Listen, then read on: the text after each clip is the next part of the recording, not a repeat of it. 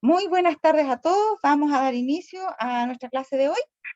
Eh, Quiero decirles antes de todo, para que no nos olvidemos, que el próximo sábado sería nuestra última clase y vamos a entrar en receso por el periodo de vacaciones y se va a anunciar después oportunamente cuando se retomen de nuevo, ¿ya?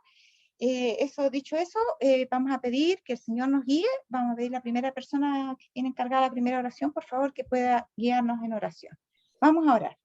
Muy bien, tenemos el rostro para orar. Padre nuestro que estás en el cielo, Señor, santificado sea su santo nombre. Le damos las gracias, Señor, por este día especial que usted nos ha dado, Señor, para reposar y tener una comunión íntima especial, Señor, y gozarnos en este día con usted. Ahora, Señor, que vamos a meditar y estudiar su palabra, pedimos la bendición del cielo, que su Espíritu Santo, Señor, sea quien esté al control, Señor, de esta actividad y que usted también dirija a la hermana Jacqueline, Señor. Bendíganos y ayúdenos a hacer también bendición para nuestros familiares, para nuestro prójimo. Lo pedimos en el nombre de Cristo Jesús. Amén. Amén, Señor.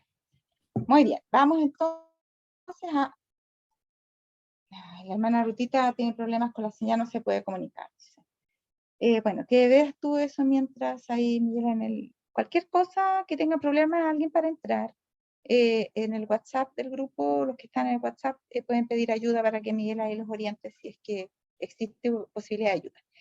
Muy bien, entonces vamos acá. Miren, nosotros vimos el mensaje del primer ángel, segundo y tercer ángel. Más o menos ya el tercer ángel quizá no lo vimos completo, pero vimos esos tres mensajes. Lo que ahora vamos a hacer es cómo aplicamos eso, porque acuérdense que dijimos que los tres mensajes siguen juntos hasta el fin, ¿ya? Entonces, ¿cómo es que el primer ángel se puede aplicar a nuestra realidad de hoy? Porque acuérdense que el mensaje del primer ángel era temer a Dios y darle gloria, porque la hora de su juicio ha venido, y adorar a aquel que ha hecho el cielo, la tierra, el mar y las fuentes de las aguas, ¿ya? Entonces, ese llamado fue hecho por Guillermo Miller, y es un llamado fuerte al arrepentimiento porque la hora del juicio ha llegado. Y como dijimos tantas veces, ellos pensaban que la hora del juicio era la segunda venida y era para castigar y que para instalar Dios su reino y acabar con todos los pecadores. Entonces la gente tuvo miedo y muchos se arrepintieron sinceramente y otros no. Pero ese mensaje ahora, ¿cómo lo podemos interpretar en la actualidad? ¿Ya? Aquí está una cita que nos habla de cómo fue en ese entonces, cuál fue la reacción a esa advertencia de la hora del juicio. Y decía aquí, bueno, y sabemos que en realidad lo que iba a empezar el juicio investigador, no era el juicio punitivo, que era lo que la gente estaba equivocadamente pensando. Dice acá, por todas partes se oía el testimonio escrutador que amonestaba a los pecadores, tanto mundanos como miembros de iglesia. Ojo con eso, porque también esto sigue hoy, ¿ya? El mensaje del primer ángel no es solamente para la iglesia, pero es tanto mundanos como miembros de iglesia para que huyesen de la ira venidera. Instaban a todos a que hiciesen frutos dignos de arrepentimiento, pero por supuesto, tal como Pablo dijo de los pecadores, yo soy el primero. En el primer lugar del verdadero Hijo de Dios que está en la iglesia es que se aplique el mensaje a él mismo y después a los demás, pero el mensaje es para todos. Dice acá, sus llamamientos conmovedores contrastaban notablemente con las seguridades de paz y salvación que se oían desde los púlpitos populares. Y donde quiera que se proclamaba el mensaje, conmovía al pueblo.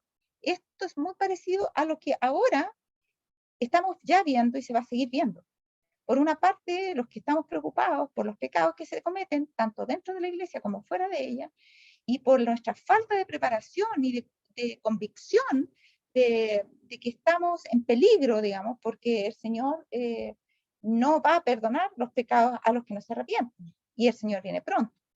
Entonces, ¿qué pasa? Que muchos, en lugar de hablar de eso, hablan de que no, Dios te ama, paz, hermano, Dios te comprende, Él ya murió en la cruz por tus pecados, solamente tienes que recibirlo. Y no saben ni lo que dicen. Recibir, ¿cómo van a recibir a Jesús si no le entregan primero su corazón? Todo eso no se comprende bien. Y esas seguridades de paz y salvación están predichas. Dirán todos paz, paz, y mientras que hablen de paz y seguridad, vendrá sobre ellos, dice, destrucción repentina y no escaparán, así como en los dolores a la mujer encinta. Eso dice la profecía, ¿ya? Mientras digan paz y seguridad, va a pasar eso. Entonces, en ese tiempo también pasó que los púlpitos populares, en la mayoría de las iglesias, se hablaba de paz y de salvación, en vez de hablar del juicio de Dios. Ahora, dice acá que los llamamientos conmovedores, que eran los que decían, no, en lugar de hablar de paz y de salvación, tenemos que decirle que el juicio viene pronto, Jesús viene. En 1843 dijeron primero ellos, después dijeron en 1844, prepárense porque ustedes no nos vamos a poder ir así como estamos, tenemos que cambiar. Entonces, donde quiera se proclamaba ese verdadero mensaje, se conmovía a la gente. Y saben, hoy día la gente no quiere que les metan susto. Pero cuando realmente la gente se asusta, reacciona. A veces no hay forma que la gente reaccione. Ahora, Dios no nos anda asustando porque nos quiere asustar. Dios no es su propósito asustarnos. El propósito de Dios es hacernos reaccionar para que nos demos cuenta de nuestra condición desesperada. Somos pecadores sin Cristo. Lo necesitamos a Él. Y no sabemos cómo llegar a Él. Y eso es lo que Cristo quiere evitar, quiere que sepamos el camino, que lo podamos recibir como verdaderamente debe recibirse y que no nos confundamos ni nos alentemos con una falsa seguridad. Ahora, en la conferencia, dice acá, celebrada en Battle Creek, Michigan, el 27 de mayo de 1856, se me mostraron en visión algunas cosas correspondientes a la iglesia en general. ¿Ya? O sea, está hablando en ese tiempo, en general era todavía no se formaba la iglesia como iglesia adventista del séptimo día propiamente tal, por eso que dice la iglesia en general, era el movimiento adventista y las iglesias que había en ese tiempo. Pasaron ante mí la gloria y la majestad de Dios. Dijo el ángel, la majestad de Dios es terrible, y sin embargo vosotros no lo advertís. Su cólera es aterradora, y no obstante, le ofendéis diariamente. ¿Cuál es su majestad y su cólera? Dos cosas que no dimensionamos correctamente. Y sin embargo, lo ofendemos diariamente. Esforzaos por entrar a través de la puerta estrecha, porque ancha es la puerta y anchuroso el camino que conduce a la destrucción. Y muchos son los que andan por él. Pero estrecha es la puerta, y algo más, no basta con entrar, sino que después el camino como es, dice, y angosto el camino que conduce a la vida, y pocos lo encuentran. Estos caminos, o sea, el ancho y el angosto, son distintos. Están separados y van en direcciones opuestas. Uno conduce a la vida eterna y el otro a la muerte.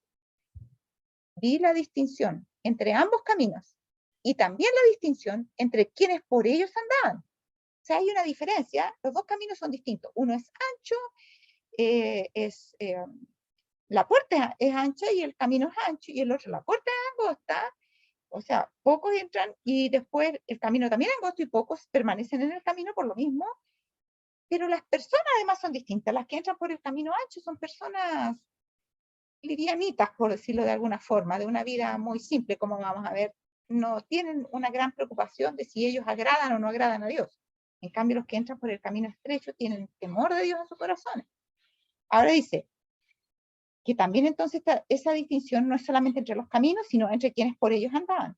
Los caminos eran totalmente opuestos. Uno era ancho y llano, el otro áspero y estrecho. O sea, no era agradable el camino.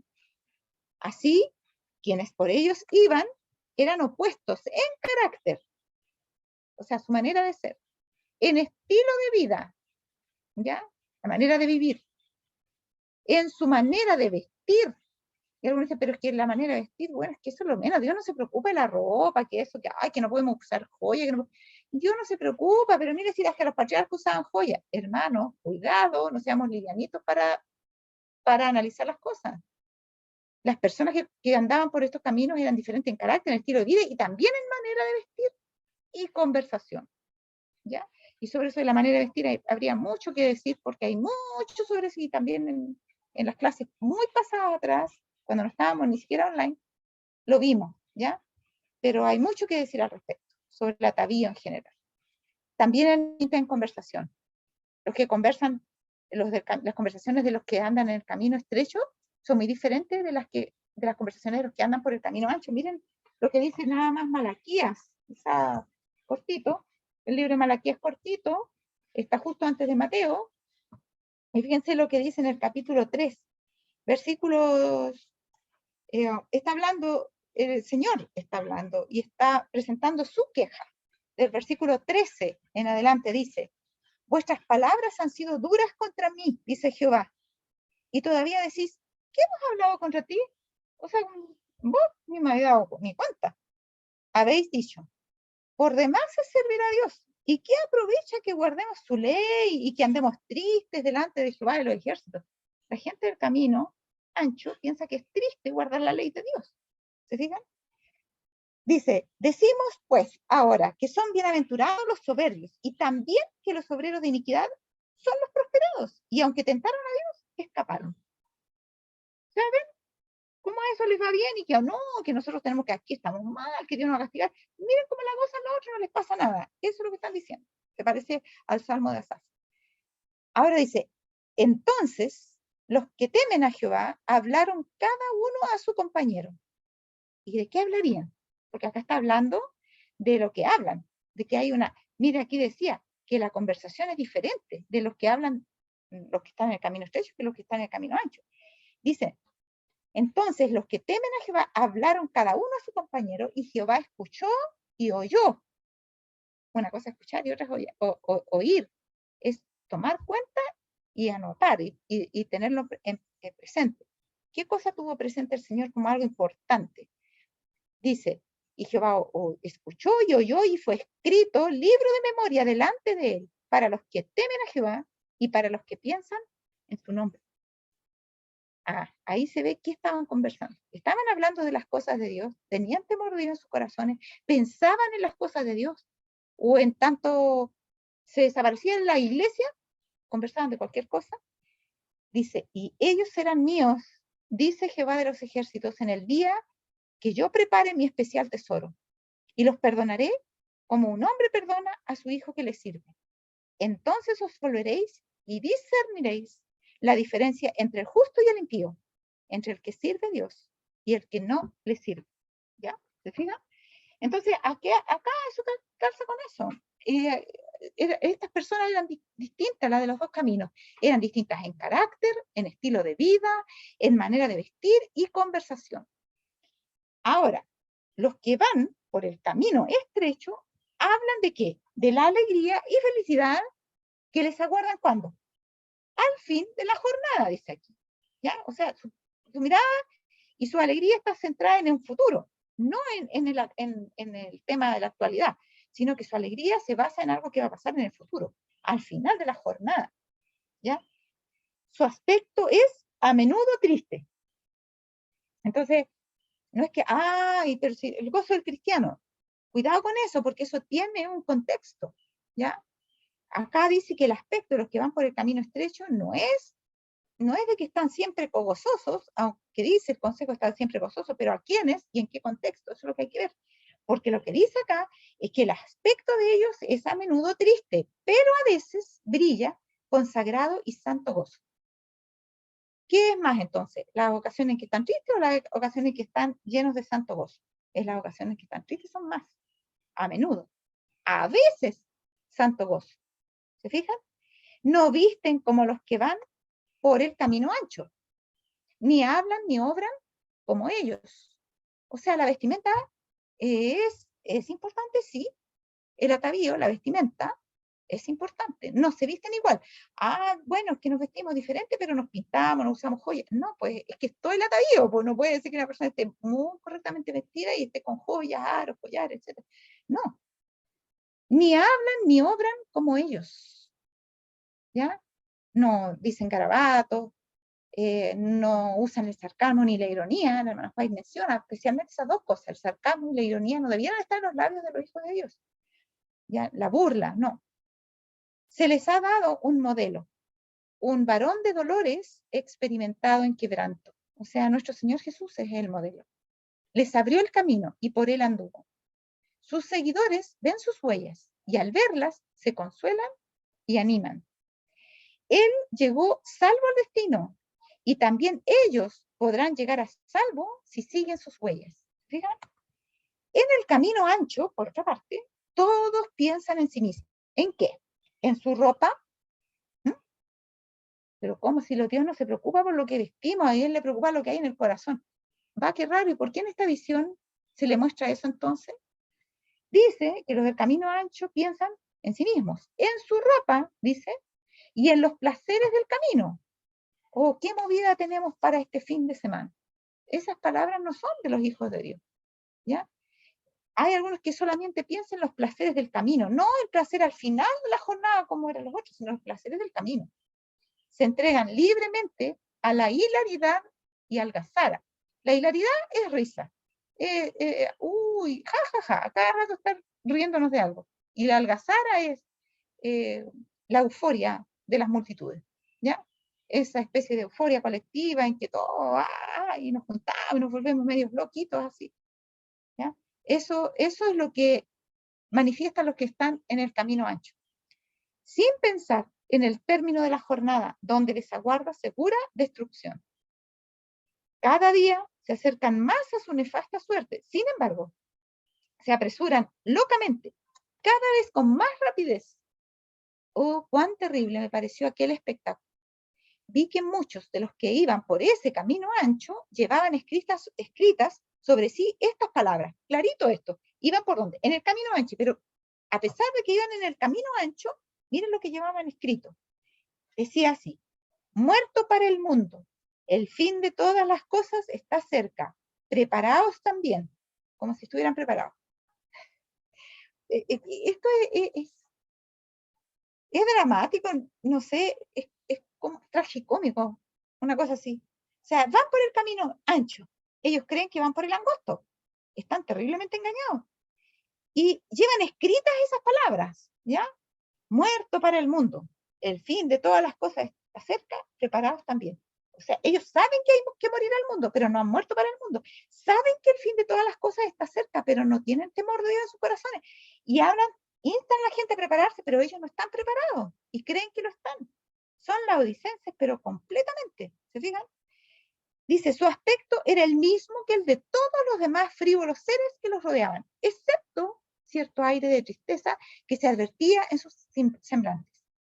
Y no dice que van a menudo tristes, sino que tenían cierto aire de tristeza, o sea, como que su felicidad no era plena, ¿ya? Yo diría también, tal vez de vez en cuando les acercaba la preocupación, porque el Espíritu de Dios sigue trabajando por esas personas. Entonces se preocupan. Y les viene un cierto aire de tristeza de algo que no está plenamente satisfecho. Pero, ¿cómo lo calman? Con más algazara, con más hilaridad, con más movidas, decimos, cosas, ¿ya? Su conversación era igual a la de las alegres y atolondradas gentes que con ellos iban. No hablaban de Dios. Hablaban de, no sé, el video del día, de una cosa que le pasó a fulano, a sutana, que nos llama a la risa, o mire qué entretenido, qué sé yo. Hablan de las cosas que habla el mundo. Aunque de vez en cuando se detenían a señalar con mucha satisfacción la leyenda de sus vestidos. De repente, miren, a mí me llama la atención porque yo no conozco hasta ahora todavía congresos de jóvenes que no hagan una polera o una gorro o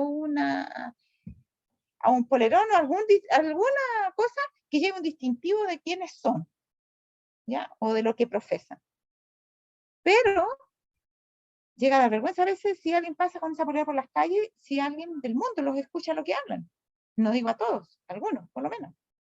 Entonces, tiene que haber una correspondencia entre lo que nosotros mostramos por fuera y lo que somos por dentro. ¿Se fijan? Y estas personas no se dan cuenta, están sinceramente equivocados, ellos piensan que están bien. ¿Se fijan? Porque muestran, miren, muerto para el mundo. No se dan cuenta que no están muertos para el mundo, le están diciendo a la gente que muera al mundo. Y exhortaban a los demás a que también se lo pusiesen en lo suyo, o sea, que también se pusieran lo mismo. O sea, que también se unieran a la iglesia, que también asistieran con ellos a la iglesia, que también fueran de su grupo, que hicieran las cosas juntos. Pónganse ustedes también en las chaquetas, ¿cómo se dice? La camiseta, se dice ese dicho, ¿no?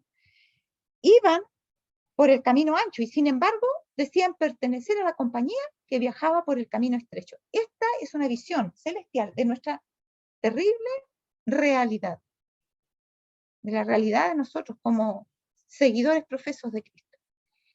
Pero sus compañeros les replicaban. ¿Los compañeros de dónde? Del camino ancho. Porque ellos profesaban ir por el camino estrecho, pero resulta que estaban yendo por el camino ancho. Entonces sus compañeros les decían, no hay distinción entre nosotros, somos iguales.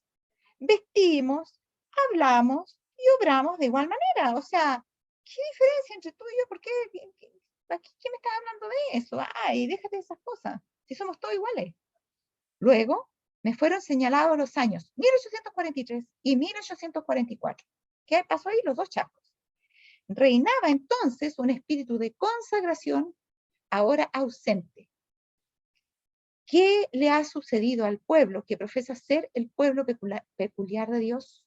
O sea, en 1843 y 1844 la advertencia del juicio provocó un cambio. El pueblo de Dios tenía un espíritu de consagración. Y eso es lo terrible, hermanos, que tengan que pasarnos cosas que nos asusten para que reaccionemos. Yo no quisiera llamarnos así, pero por eso va a tener que permitir que nos pasen cosas no buenas como esta misma pandemia para que podamos reaccionar. Dice que ese espíritu de consagración está ahora ausente. ¿Qué le ha sucedido? Dice, al pueblo, que profesa ser el pueblo peculiar de Dios. ¿Quién profesa ser el pueblo peculiar de Dios? ¿Acaso no es la iglesia adventista del séptimo día? La iglesia adventista del séptimo día es el supuesto pueblo peculiar de Dios. Y ella dice, ¿qué le ha sucedido? Vi, ¿qué cosa? La conformidad con el mundo. O sea, estamos conformes de cómo es el mundo y asumimos las mismas cosas que el mundo, nos comportamos como el mundo, somos pertenecientes al mundo. O sea, yo veía la gente, mire, hoy día íbamos camino a la iglesia y las carreteras vacías de autos, íbamos con todo el camino con nosotros. ¿Por qué? El mundo en qué está, celebrando la Navidad, el nacimiento de Jesús supuestamente, pero del que menos hablan es de Jesús. Y algunos, yo creo que incluso no fueron a la iglesia porque se quedaron muy tarde celebrando el nacimiento de Jesús. Por supuesto, no es eso lo que estaban celebrando, sino que esa era la excusa para celebrar. Son tradiciones del mundo que se nos han metido, pero que no aprovechamos para el reino de Dios, porque estas cosas son buenas y nosotros las aprovechamos para llevar la mente de la gente a Dios, pero también nosotros entramos en el mismo juego. ¿En qué pensamos más? En el regalo, en la comida, en otras cosas, pero no pensamos en cómo hacer que la gente piense que Dios un día vino a este mundo a sufrir lo que nosotros sufrimos, a vivir lo que nosotros vivimos, a ser muerto por los pecados nuestros para poder darnos la oportunidad de vivir. Eso no lo hacemos. ¿Se fijan? Hasta es de mal gusto que cuando están en medio de toda una celebración se hablen de estas cosas. Pero estamos celebrando el nacimiento de Jesús. Entonces, ¿se fijan que hay una conformidad con el mundo? Si ustedes lo piensan bien, yo veo mucho eso en la iglesia. Dice, la conformidad con el mundo, la falta de voluntad para sufrir por la verdad y notable rebeldía ante la voluntad de Dios. ¿Ya? O sea, hay rebeldía. Uno le dice a alguien, pero es que Dios no quiere que nosotros nos vistamos así. Y, ¿qué me vienes a hablar de eso? No seas fanático. ¿Ya? Hay una rebeldía que salta y está inmediatamente cuando se le tocan sus ídolos acariciados. ¿Ya? Tampoco es que nuestro mensaje sea la vestimenta, o sea, no es lo que más tenemos que hablar, pero estoy hablando de un ejemplo, que cuando se tocan algunos puntos sensibles saltamos enseguida. ¿Por qué? Porque ahí tocamos donde están los ídolos, acariciados. Y también hay falta de voluntad para sufrir por la verdad. ¿Ya? Buscamos la posición más cómoda. ¿Qué prefiere hacer esto, este otro, o esto de aquí o esto de allá? No, elegimos lo más fácil. Donde vamos a tener menos trabajo, donde vamos a quedar más luego libre, no tenemos nada que estar haciendo ahí mucho en la iglesia. Entonces, cuidado con eso. Ahora dice, los que vivan en la tierra cuando cese la intercesión de Cristo deberán, y esta la habíamos visto, pero estamos repasando, deberán estar en pie en la presencia del Dios Santo sin mediador. Y aquí viene el problema.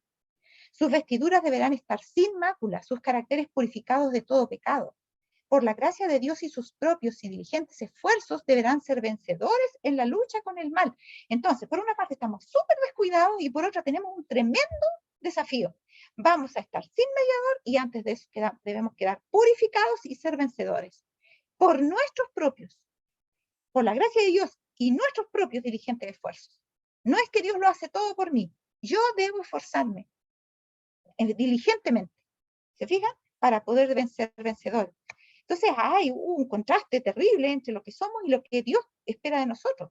Y dice acá, mientras se prosigue el juicio investigador en el cielo, mientras que los pecados de los creyentes arrepentidos son quitados del santuario, debe llevarse a cabo una obra especial de purificación, de liberación del pecado entre el pueblo de Dios en la tierra. Es una obra especial, porque va a ser más acabada, más intensa que la que nunca hubo. ¿Por qué? Porque los asaltos del enemigo van a ser más acabados y más intensos de los que nunca hizo. Y por lo tanto Dios tiene que pulirnos al máximo para que podamos soportar esas tentaciones que van a venir. Por eso que esa obra va a ser muy especial y ya se está llevando a cabo. ¿Para qué? Para liberarnos del pecado. ¿Ya? Ahora, no tenemos sino unos pocos días de gracia en los cuales prepararnos para la eternidad. Es ahora cuando hemos de prepararnos para el juicio investigador. Esta cita también la habíamos visto. También vimos esto, que Dios ha fijado las condiciones de nuestra idoneidad para entrar en el cielo. ¿Se acuerdan que hablamos de eso? La obediencia a los mandamientos de Dios es el precio del cielo. No, es que eso es salvación por las obras. Hermanos, son las obras de la fe y deben manifestarse en nuestra vida. La salvación no es solamente por lo que a mí se me ocurre. Tiene que haber una evidencia de que Dios está produciendo una transformación en nuestras vidas. Y acá dice que la obediencia a los mandamientos de Dios es el precio del cielo. Eso nos hace idóneos para entrar en el cielo. Dice acá, nos espera una obra importante, debemos obtener idoneidad moral para el cielo, también la habíamos visto.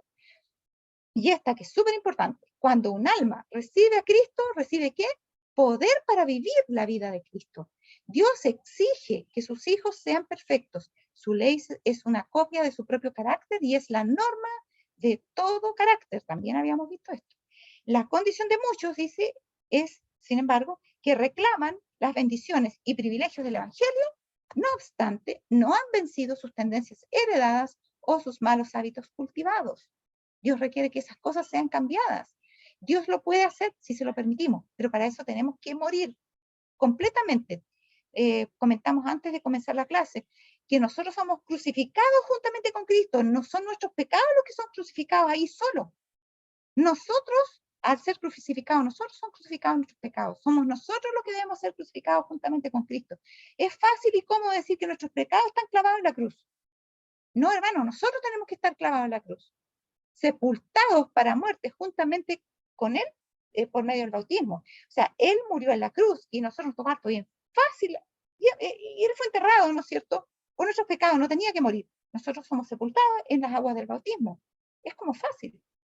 Pero significa que de corazón debemos haber muerto. Y hay una cita que dice que algunos son sepultados vivos, lamentablemente. Estos no han vencido, ¿no es cierto?, sus tendencias heredadas o sus malos hábitos cultivados. Los principios celestiales que distinguen a los que son uno con Cristo de los que son uno con el mundo ya casi no se pueden distinguir. La iglesia ha vuelto al mundo en la transgresión de la ley cuando el mundo debiera haber vuelto a la iglesia por la obediencia del decálogo. Diariamente la iglesia se está convirtiendo al mundo. Únicamente lo que está de acuerdo con los principios de la ley de Dios soportará la prueba del juicio. Aquí es donde habíamos quedado. Y esto es dramático, que la iglesia diariamente se está convirtiendo al mundo. Cada vez asumimos más costumbres del mundo y las introducimos en la iglesia. La forma de dirigir el culto, la forma de vestirnos, la forma de organizar nuestros programas, la forma de hasta de predicar, la forma de tratar con las personas. Se hacen talleres de autoestima que en el mundo se usan y otras muchas cosas más que no tienen nada que ver con lo que Dios nos ha pedido. Por eso dice que la iglesia diariamente se está convirtiendo al mundo. Y únicamente lo que está de acuerdo con los principios de la ley de Dios soportará la prueba del juicio. Y esos principios de la ley de Dios son la razón de ser de los 10 mandamientos. Hay 10 razones. Y esas 10 razones están fundadas en el gran principio del amor. Ese es el gran principio. El amor a Dios y al prójimo. ¿Ya? Y solamente los que aman sin reservas, sinceramente, de corazón, van a soportar la prueba. Ahora dice, la iglesia ha dejado de seguir a Cristo su guía y con paso firme sigue su retiro hacia Egipto. Sin embargo, son pocos los que se alarman y asombran por su falta de poder espiritual.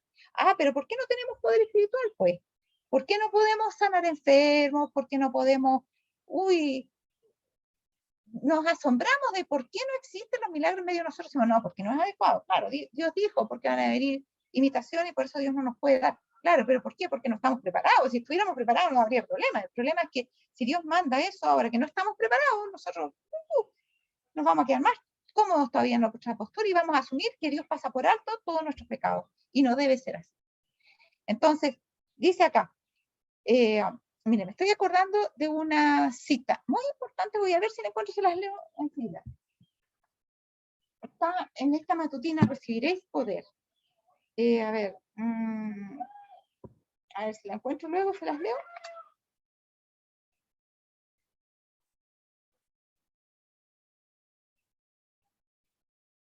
Ya, está en la página 292 de esta matutina, recibiréis poder.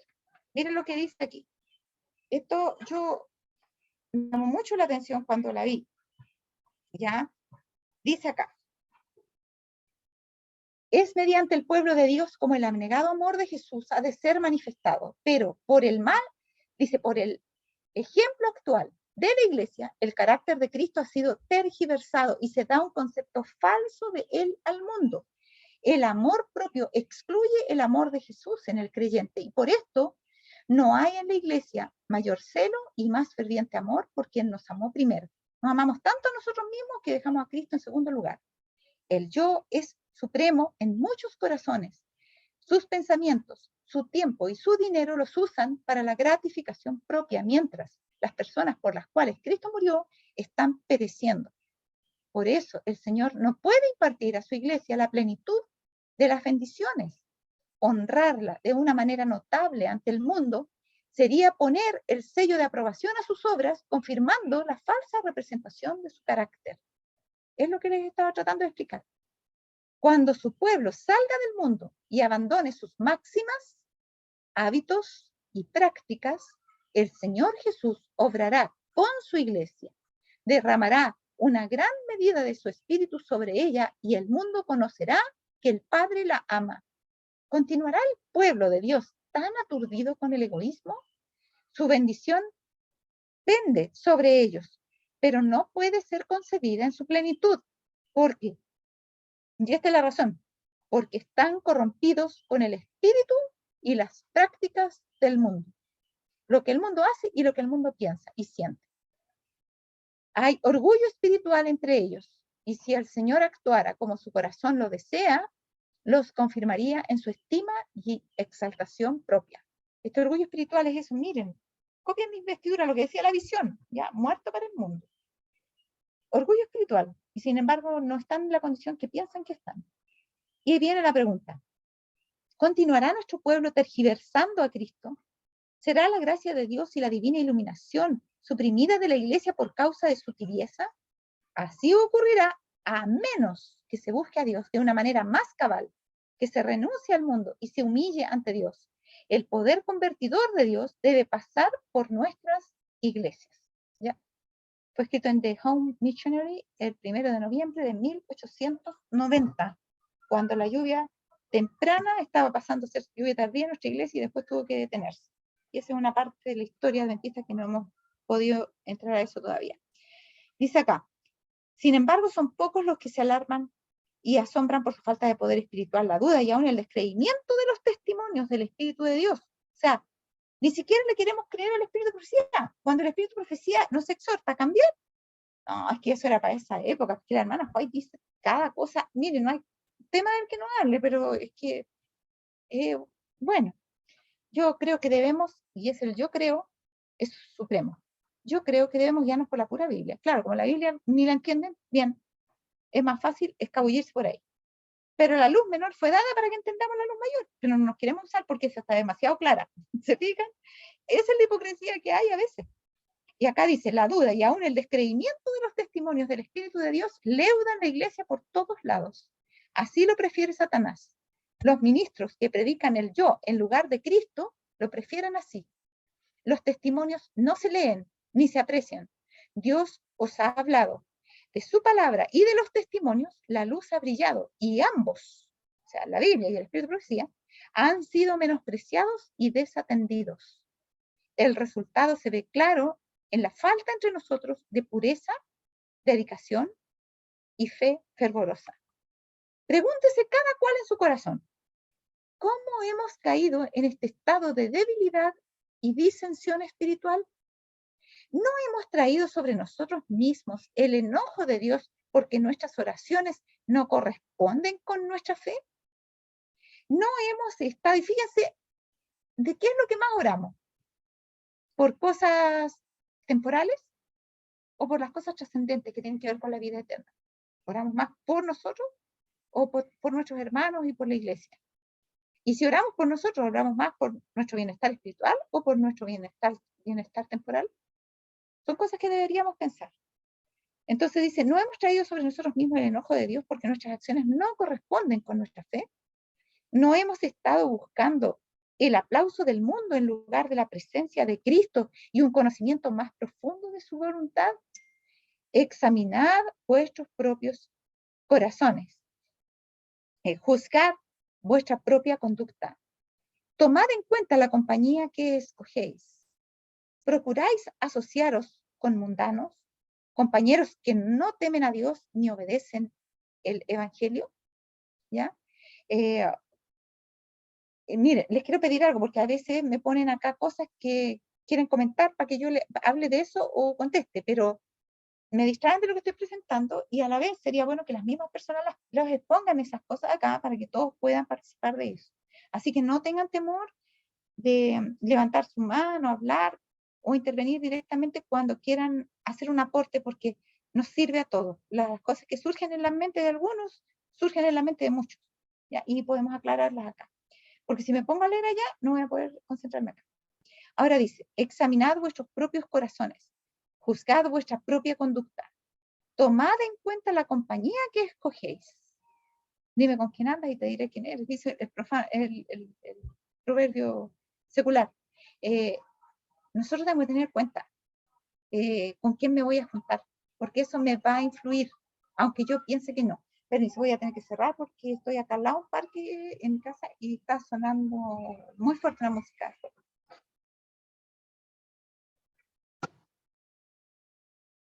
Ya, ahí sí. Entonces, examinamos nosotros mismos, dice la palabra de Dios. Eso es lo que tenemos que hacer. Ver las compañías que buscamos, que nos eleven, no que nos hagan estar al nivel de las cosas comunes y no nos roben el lugar que Cristo debiera tener en nuestro corazón, la intimidad que debiéramos tener con Él. Cuando nosotros tenemos un problema, ¿qué pensamos? ¿En contárselo a alguien en particular o en contárselo a Cristo? Si más pensamos inmediatamente, le voy a decir a fulano o a fulana, entonces peligro. Esa compañía no es correcta, no es la buena. La compañía buena nunca nos va a separar de Dios. ¿Ya? Al primero que deberíamos contarle todas las cosas es a Dios. Dice acá, ¿procuráis asociaros con mundanos, compañeros que no temen a Dios ni obedecen el Evangelio? Y dice acá, vuestra recreación. La recreación, o sea, ¿se fijan cómo se abordan todos los aspectos de nuestra vida en esto? Es de tal índole que imparta vigor moral y espiritual, ¿ya? Nos ayuda no solo físicamente, no solamente socialmente, sino también moralmente nos ayuda para ser mejores guardadores de la ley de Dios y espiritualmente para vivir más cerca de Dios. Las recreaciones. Ahora dice, os conduce hacia la pureza de pensamiento y acción, o más bien las recreaciones nos conducen a la rivalidad, al querer ser superior, al orgullo, al egoísmo, que yo me gane eso y es para mí y yo lo hice mejor. Entonces, cuidado con esas recreaciones. La impureza cunde hoy por doquiera, hasta entre los profesos seguidores de Cristo. Hay un desenfreno de pasiones. Las inclinaciones animales se fortalecen al complacerlas, mientras que la fuerza moral constantemente se debilita. Muchos participan asiduamente en diversiones mundanales y desmoralizadoras, prohibidas por la palabra de Dios. Y resulta que se practican, y a veces hasta en la iglesia. Yo he visto donde se practican estos juegos, ¿cómo se llaman? Juegos chilenos, creo que le llaman, cuando tratan de encontrar algo dentro de un plato de harina y meten y todo riéndose para ver si saca eso con los dientes o si suben el palo encebado para arriba o no. ¿Ustedes creen que los ángeles practican eso los días libres, feriados en el cielo? No hay ni libres días feriados así, ni tampoco se practican esas cosas, hermanos. Nosotros estamos preparándonos para el cielo. Esas son diversiones mundanales y son desmoralizadoras. Tienden a la chabacanería, el desperdicio de recursos. Hay unas que usan de tirarse comida, o esa típica de que para los cumpleaños el cumpleañero va a soplar la vela y le meten la torta en la cara. Hermano, ¿ustedes creen? O va a morder un pedazo de torta y lo ensucian.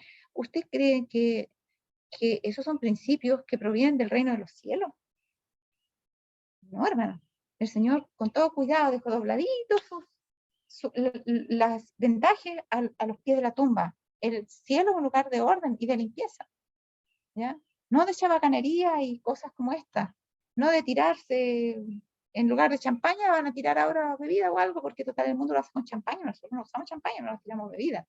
No, no es un lugar de desperdicio. El Señor dijo que no se pierda nada y hizo contar todos los pedacitos, los pescados y los panes y los puso en cesta, que no se pierda nada. O sea, la comida es algo que Dios ha dado, no es para botarlo, no es para entretenerse ni para divertirse, es para alimentarse. Y mientras algunos la ocupan para tirársela y para reírse, hay gente que está muriendo de hambre. Entonces, mi hermano, no sé qué cosa, y yo he visto practicar cosas como estas en las iglesias, en algunas iglesias. Dice, muchos participan asiduamente en diversiones mundanales y desmoralizadoras, prohibidas por la palabra de Dios. De esta manera cortan su vínculo con Dios y se unen a las filas de los amadores de placeres del mundo. Se corta el vínculo con Dios, ¿ya? Los pecados que causaron la destrucción de los antediluvianos y de las ciudades del valle existen hoy, no solamente en los países paganos, no solo entre los que profesan un cristianismo popular, sino entre algunos de los que profesan la esperanza del retorno del Hijo del Hombre. O sea, no están solamente en los mundanos ni en las otras iglesias, sino en la iglesia adventista del séptimo día. Eso es lo que está diciendo. Si Dios os confrontase con estos pecados, tal como aparecen ante su presencia, os llenaríais de vergüenza y terror. Acuérdense la cita que vimos al comienzo, que es terrible la majestad del Señor. ¿Y qué ha causado esta condición alarmante? Muchos han aceptado la teoría de la verdad sin haber experimentado una verdadera conversión. Es que están muertos espiritualmente, entonces no pueden, un muerto entiende, no. Un muerto se asusta, no. Un muerto se preocupa, tampoco. No, ellos, miren, no han muerto al yo. Por lo tanto, van a caer en cualquier trampa, porque nuestra naturaleza carnal con la que nacemos nos lleva de continuo al mal. Muchos han aceptado la teoría de la verdad sin haber experimentado una verdadera conversión. Yo sé lo que digo. Son pocos los que experimentan un verdadero arrepentimiento por el pecado, dice, que realmente sienten profundas y agudas convicciones de la depravación de su naturaleza no regenerada. Y eso es lo que nos debería preocupar. Cuando vemos atisbos de estas cosas, que nos queremos reír o entretener con algo, queremos gustar de algo, cuando vemos aparecer eso que quiere surgir, debiéramos tener esos atisbos de la depravación de nuestra naturaleza no regenerada, porque son cosas que no se practican en el cielo. Son cosas que no nos hacen bien ni física ni espiritualmente, por lo tanto, ¿por qué las voy a procurar? ¿Se fijan? Allí dice acá, está la hueste de los redimidos, con la palma de victoria en su mano y la corona sobre la cabeza. Estos son los que mediante fieles y fervientes labores han obtenido, ¿qué cosa? Una idoneidad para el cielo, de lo que hablábamos. O sea, no es que Dios te perdonó como el ladrón en la cruz y no necesitas ni ser idóneo para el cielo, no existe tal cosa. El ladrón en la cruz, Dios tiene que haberle dado su oportunidad para tener idoneidad para el cielo y faltaba un solo punto, el último, convencerse de que ese sí era el Mesías y pedirle perdón y confiar en su perdón. Porque él ya había escuchado a Cristo, ya lo comentamos en la clase pasada, no lo vamos a repetir. Entonces, sí hay que tener, todos los que quieren ir al cielo deben tener idoneidad para el cielo. La obra de su vida realizada en la tierra es reconocida en las cortes celestiales como una obra bien hecha. ¿Ya? Así que esto no podemos pasarlo por alto, hermano. Nos queda poquito aquí. Dice, cuando salisteis de la tumba líquida, después de vuestro bautismo, profesasteis estar muertos y declarasteis que vuestra vida había cambiado. Estaba oculta con Cristo en Dios. Afirmasteis que estabais muertos al pecado y limpios de vuestros malos rasgos, ¿cuáles? Los hereditarios y los cultivados. Eso dice acá. Limpios de vuestros malos rasgos, hereditarios y cultivados. Eso es cuando nos bautizamos. O sea, nosotros cuando nos bautizamos estamos haciendo profesión de morir al pecado, de que estamos muertos, de que ya Cristo nos convenció y solamente ahora lo estamos demostrando públicamente. Y eso significa que ha habido un cambio. Hemos sido limpiados de nuestros malos rasgos hereditarios y cultivados. Al participar del rito del bautismo, prometisteis delante de Dios permanecer muertos al pecado. O sea, yo no muero cuando me bautizo, sino que se supone que ahí yo prometo permanecer muerto. Porque yo muero cuando me confieso delante del Señor y decido bautizarme porque renuncio a mi vida. Y entonces lo concreto en el acto del bautismo. ¿Ya? Vuestra boca debía permanecer como una boca santificada y vuestra lengua como una lengua convertida. Hablaríais de la bondad de Dios y alabaríais su santo nombre. Por lo tanto, habíais de ser una gran ayuda y bendición para la iglesia. Eso es lo que una persona que se bautiza, o lo que se puede esperar de una persona que se bautiza, ¿ya? Que va a ser de gran ayuda y bendición para la iglesia, porque va a hablar con una boca santificada y una lengua convertida. Dice, todo lo que hay de bueno en hombres y mujeres es el fruto de la obra del Espíritu Santo. La obra máxima que se puede hacer en nuestro mundo es glorificar a Dios viviendo el carácter de Cristo. Así se glorifica cuando dice, temed a Dios y dadle gloria. El mensaje del primer ángel está hablando de que esa forma de darle gloria es viviendo el carácter de Cristo. Dios hará perfecto. Ahora, ¿podemos vivir el carácter de Cristo si no conocemos a Cristo? Si no conocemos la palabra de Cristo, no, hermano. Por eso que es vital. Por eso que el Señor dijo, santifícalos en tu verdad. Tu palabra es verdad. Y es esa la que produce la purificación. Entonces dice, la obra máxima que se puede hacer en nuestro mundo es glorificar a Dios viviendo el carácter de Cristo. Dios hará perfecto solo a los que mueran al yo. ¿Se fijan? Luego que hemos muerto al yo, Dios nos hace perfectos. No es que nos hacemos perfectos primero y después renunciamos al yo. No. Primero tenemos que renunciar, morir al yo. Y Dios nos hará perfectos. Los que están dispuestos a hacer esto pueden decir, ya no vivo yo, mas vive Cristo en mí. ¿Ya?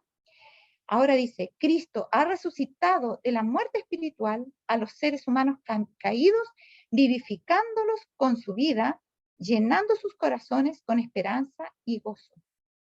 ¿Ya? Entonces, a la vez que morimos a algo que encontramos que era muy entretenida esa vida, pero que nos dimos cuenta que no era tan así, a la vez se experimenta, junto con esa muerte, luego de eso, una resurrección. Por eso que habla de la tumba líquida, que somos sepultados juntamente para muerte con Cristo, pero mediante el bautismo. Él fue sepultado en la tierra después que se fue sacado a la cruz. Nosotros somos, después que nos crucificamos en la cruz con Cristo, que renunciamos al yo, nosotros somos sepultados en la tumba líquida. ¿Se fijan? Y entonces somos levantados, como Cristo fue levantado de la tumba, cuando dijo, levanta, tu Padre te llama, nosotros somos levantados de esa tumba líquida a una nueva vida. ¿Ya? Somos resucitados de la muerte espiritual. Y ahora vivimos en espíritu. Y dice, Cristo ha resucitado de la muerte espiritual a los seres humanos caídos, vivificándolos con su vida, llenando sus corazones con esperanza y gozo. Debemos aprender de Cristo, creyendo en Él, tenemos el privilegio de participar de la naturaleza divina y huir así de la corrupción que hay en el mundo a causa de la concupiscencia. O sea, nuestro privilegio para poder vencer y ser como Cristo es de que Él nos ofrece hacernos partícipes de su naturaleza divina. Un elemento sobrenatural se introduce en nuestra naturaleza cuando sinceramente queremos vivir la vida de Cristo y nos ayuda a vivir esa vida. Y así huimos de la corrupción que hay en el mundo a causa de la concupiscencia. Entonces quedamos limpios de todo pecado, de todo defecto de carácter. No debemos retener una sola tendencia pecaminosa. Se cita Efesios 2, 1 al 6 ahí. Las tendencias al mal, hereditarias y cultivadas, son eliminadas del carácter a medida que participamos de la naturaleza divina. ¿Se fijan? O sea, el Señor dice, mira, estás en mi mano, estás seguro, estás a salvo. Si sigues tomada mi mano, vas a llegar salvo hasta el final y yo te voy a dar la vida eterna. Esa es la cosa. No es si, ay, yo fui salvo o no fui salvo cuando me bauticé. No se trata de eso. El Señor nos da su gracia para poder optar a la salvación, y cuando nosotros nos damos cuenta de lo lejos que estamos de Cristo, nos arrepentimos y renunciamos a nuestra antigua manera de vivir y aceptamos seguir la vida de Cristo y morimos, digamos, en figura, morimos a la antigua vida, entonces somos resucitados a una vida nueva, Dios nos da poder sobrenatural, y a medida que nosotros seguimos participando de esa naturaleza divina, dice, a medida que participamos de la naturaleza divina y somos convertidos en un poder viviente, a medida que participamos, somos convertidos en un poder viviente para el bien, y se eliminan las tendencias al mal, heredadas y cultivadas, ambas, ¿ya? Porque ese compartir con Cristo va sacando todo lo que molesta en la relación con Cristo. Cooperamos con Dios en el triunfo sobre las tentaciones de Satanás, aprendiendo siempre del Divino Maestro, participando diariamente de su naturaleza. Esto es algo diario. Nosotros debemos morir diariamente al yo. Dice que nosotros tenemos que tener un bautismo diario del Espíritu Santo, no solamente cuando nos bautizamos, sino que ese bautismo debe repetirse día a día y momento a momento. Cada vez que nos asalta la tentación debemos buscar ayuda, y si hemos caído, inmediatamente pedir perdón y pedir ayuda. Y dice, así participamos diariamente de su naturaleza. Dios actúa y el hombre actúa. O sea, no es aquí Dios, tú lo hiciste todo por mí y yo solamente tengo que recibir el beneficio. No, Dios actúa y el hombre actúa. ¿Para qué?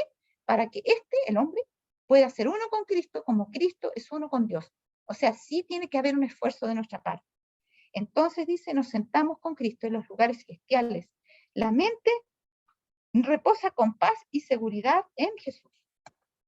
En Cristo moraba toda la plenitud de la deidad, pero la única forma en que podía llegar hasta los hombres era velando su gloria mediante un manto de humanidad.